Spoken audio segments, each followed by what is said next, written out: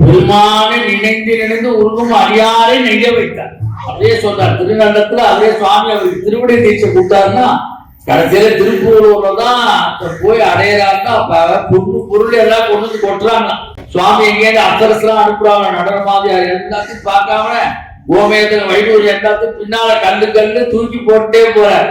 பொன்னுடே 9 வாசல் வைத்தாய் ஒக்க அடைக்கும் போது உணர மாட்டேன். முதல்ல சொன்ன பாருங்க 9 வாசல்.